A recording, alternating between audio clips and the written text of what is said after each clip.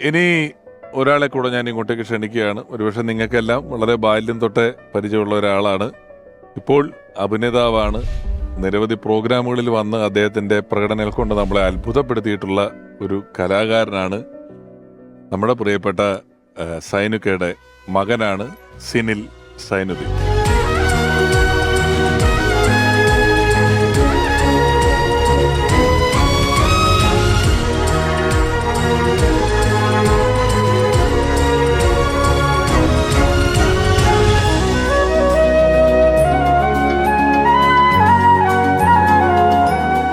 സിനിൽ, സ്വാഗതം നമ്മുടെ പരിപാടിയിലേക്ക്. ഞങ്ങള് ഒരു വലിയ പ്രദേശത്തെക്കുറിച്ച് ഇവരെല്ലാം ഇവരുടെ ഒരു സഹപ്രവർത്തകൻ എന്നുള്ള നിലയിൽ, സിനിമാക്കാരൻ എന്നുള്ള നിലയിൽ ഒക്കെ സംസാരിച്ചു. സിനിലൊക്കെ ജനിക്കുമ്പോഴേ പ്രശസ്തനായ കലാകാരനാണ് അച്ഛൻ. അല്ലേ? വളരെ പോപ്പുലർ ആയിട്ടുള്ള ഒരു കലാകാരന്റെ മകനായിട്ട് തന്നെയാണ് സിനിലിന്റെ ബാല്യം എന്ന് പറയുന്നത്. അച്ഛൻ ആ ലെവലിൽ പോപ്പുലർ ആയിട്ടുള്ളതാണ്. അച്ഛന്റെ സിനിലിന്റെ കുട്ടിക്കാലത്തൊക്കെ അതുപോലെ വീട്ടില് സ്ഥിരമായിട്ട് ഉണ്ടാകാൻ പറ്റിയിരുന്നോ? തിരക്കിലായിരുന്നോ? 90s അതായത് എനിക്കൊരു ഓർമ്മ വെച്ച് വരുമ്പോ ഞാൻ ഒരു UKG ഒക്കെ എത്തുമ്പോഴേക്കും 90s ആയി. അപ്പം കുറവായിരുന്നു.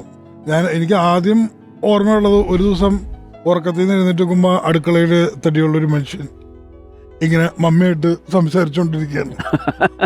ഇതാണ് ഡാഡി. അതെനിക്ക് ഓർമ്മ.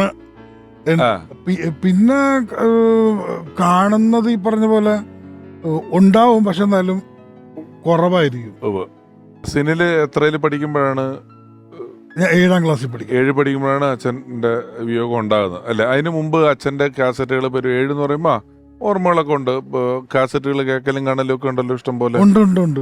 കാരണം ഞാൻ മിമിക്രി പഠിക്കുന്നത് തന്നെ ഡാഡി കലാഭവനിൽ നിന്ന് കാസറ്റ് കൊണ്ടുതരുമ്പോഴാണ്.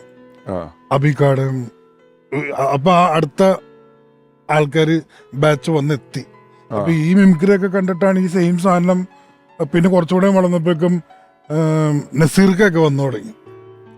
കുറച്ചുകൂടെ കോട്ടയം നസീർക്ക, അത് കുറച്ചും കൂടെ അപ്ഡേറ്റഡ് ആയിട്ടുള്ള മറ്റേ ഈ പറഞ്ഞ നടന്മാരുടെ വീട്ടിലെ പട്ടി, ആ സാധനങ്ങളൊക്കെ വന്ന് നടന്മാരുടെ വെടിക്കെട്ട് അങ്ങനെ കുറച്ച് സാധനങ്ങളൊക്കെ വന്നു. കോളേജിൽ അത് ഒക്കെ ചെയ്തൊക്കെ പോവായിരുന്നു.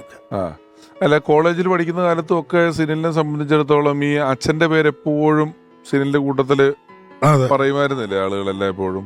അല്ല, ഞാൻ സ്കൂളിൽ പഠിക്കുമ്പോ ഒരു ഫ്ലൂറസെന്റ് കുട്ടിയായിരുന്നു. എടുത്തിരിക്കുന്ന ഒരാളാ. ഒരു ഫ്ലൂറസെന്റ് കളറാണ് എടുത്തു കാണുന്ന ഒരു കുട്ടിയായിരുന്നു ക്ലാസ്സിൽ. കാരണം തടിയൊക്കെ ഉണ്ടല്ലേ? അതിന്റെ അല്ല, ഒരു ടീച്ചറെ നമ്മുടെ ക്ലാസ്സില് സിൽമാ നടന്റെ കുട്ടിയുണ്ട്. ആരുടെ മകൻ? സൈനുദ്ദീന്റെ മകൻ ആണ്. ആരാ അത് എഴുന്നേറ്റ്? അപ്പൊ എല്ലാരും സാറന്മാരും വരും. ഇവിടെ ഏതോ സൈനുദ്ദീന്റെ മകൻ പഠിക്കണ ക്ലാസ് ഇതല്ലേ? അതാരാണ്? ഫസ്റ്റ് തന്നെ നമ്മള് പൊങ്ങി എഴുന്നേറ്റ് സ്റ്റാർ സ്റ്റുഡന്റ് അല്ല, ചോദ്യം ചോദിക്കണ എന്നോടൊക്കെ ആയിരിക്കും ചിലപ്പോ. പെട്ടെന്ന് കണ്ണിപ്പെടും. അതാണ് പിന്നെ നമുക്ക് എളുപ്പമല്ലാതെ. ഞാൻ 90 കാലഘട്ടങ്ങളിൽ ചെല്ലുമ്പോൾ സിനില് ഒന്നിലൊക്കെ പഠിക്കുന്നു. ആ സമയത്തും പുള്ളി ഇന്നസെന്റ് ഏട്ടനെയും ലാലു അലക്സ് ഈ ശബ്ദങ്ങൾ അനുകരിക്കുമായിരുന്നു 1ലും 2ലും അല്ലേ? ശരിയല്ലേ?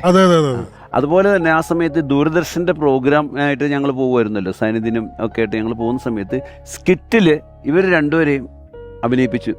അതെ, അത് അൻസാർക്ക ഓർമ്മ ഉണ്ടാവില്ല. ഇല്ല, അൻസാറില്ല. അൻസാരങ്ങളോട് അഭിനയിച്ചിട്ടുണ്ട്. ഇല്ല, ഇത് സ്കിറ്റില് നിങ്ങൾ രണ്ടുപേരും അഭിനയിച്ചു. അതിന്റെ ഞാൻ 100 രൂപ. അതിന് മുമ്പുള്ള കാര്യമാണോ? അല്ല, അപ്പൊ അന്ന് അൻസാരങ്ങൾ അതെനിക്ക് ഓർമ്മയുണ്ട്. കാരണം നെഞ്ചുവേന എടുക്കണം എന്ന് പറയുമ്പോഴേക്കും എന്റെ അടുത്ത് ഡാഡി പറഞ്ഞു, എടാ നെഞ്ചുവേന എടുക്കണം പറയുമ്പോ നെഞ്ചത്ത് നല്ല ഇടി ഇടിച്ചോട്ടോ. അങ്ങനെ തൊട്ട് നല്ല ഇടി ഞാൻ ഇടിച്ച്. അപ്പൊ എന്നോട് പറയാൻ ചെയ്ത്, എന്ത് ഇടിയാണ് ഇടിച്ച പതുക്കെ ഇടിക്കാൻ. ഡാഡി പാടെന്ന് പറഞ്ഞു, എടാ ഇങ്ങനെ നെഞ്ചത്ത് ഇടിക്കണതുണ്ട്, അപ്പൊ ശരിക്കും നല്ല ഇടി ഇടിച്ചോളാൻ പറഞ്ഞു. ഞാൻ നല്ല ഇടി ഇടിച്ചു കൊടുത്തു. ഇത് ഏത് പരിപാടിക്കാണ് പ്രസാദ്? ദൂരദർശന്റെ പ്രോഗ്രാമിന് ഇവർ രണ്ടുപേരും സിനിലും സിൻസിലും രണ്ടുപേരെയും കൊണ്ടുപോയി അവര് ഒരു ചെറിയ സ്കിറ്റിൽ അവരെ അഭിനയിപ്പിച്ചു. നല്ല ഓർമ്മയുണ്ട് എനിക്ക്. എന്നിട്ട് ഞാൻ 100 രൂപ അപ്പൊ പറഞ്ഞു, നീ എന്തിനോടെ കാശ് കൊടുക്കണം എന്റെ മക്കൾക്കെന്ന് പറഞ്ഞു. നമ്മൾ എന്റെ കൈ നീട്ടമായിട്ടിരിക്കട്ടെ എന്ന് പറഞ്ഞിട്ട് ഞാൻ 2 പേർക്കും 100 രൂപ ആ ഫ്ലോറിൽ വെച്ച് കൊടുത്തു. ആ. അതുപോലെ തന്നെ പുള്ളി വന്നു കഴിഞ്ഞിട്ട് പുള്ളി ഭയങ്കര കൗണ്ടർ. എനിക്ക് തോന്നുന്നു ഈ പേസ്റ്റ് ഒക്കെ പിതുക്കി കളഞ്ഞിട്ടുണ്ടല്ലേ? ആ നീളം നോക്കാൻ നീളം നോക്കാൻ നീളം നോക്കാൻ പുള്ളി ഈ ട്യൂബിൽ നിന്ന് എത്ര ദൂരം പുറത്തേക്ക് വരും അറിയാനായിട്ട്. ഇത് വന്നിട്ട് കഷ്ടപ്പെട്ട് ഇങ്ങനെ സൈനിച്ചിരിക്കുക. എന്ത് ചെയ്യാൻ പ്രസാദ്, ഇവൻ നീളം നോക്കാൻ പേസ്റ്റ് കംപ്ലീറ്റ് പിതുക്കി കളഞ്ഞ്. അപ്പം ഈ 1 മാസത്തെ ടൂർ കഴിഞ്ഞിട്ടാണ് വീട്ടിൽ വരുന്നത് സൈനിധ്യൻ. അപ്പോഴേക്കും ഇവൻ പറയും പുറത്തു പോകണം എന്ന് പറയും. പുറത്തു പോകണം ഡാഡി, പുറത്തു പോകണം എന്ന് പറഞ്ഞ് കരച്ചില്ല. അപ്പോൾ ഉടനെ സൈനിധ്യൻ പുറത്തോട്ട് കയറിക്കോ എന്ന് പറയും കുനിഞ്ഞ് എന്നിട്ട്. അപ്പോൾ ഈ പുറത്തല്ല, എനിക്ക് വീട്ടിന് പുറത്ത് പോകണമെന്ന് പറയും. അങ്ങനെ അതൊക്കെ എൻ്റെ നല്ല ഓർമ്മയുണ്ട് എനിക്ക്. ഇവരൊക്കെ 1ലും 2ലും ഒക്കെ പഠിക്കുന്ന സമയത്ത് ഇവരും വലിയ കാര്യത്തിലൊക്കെ എൻ്റെ അടുത്തോട്ട് വരുമായിരുന്നു.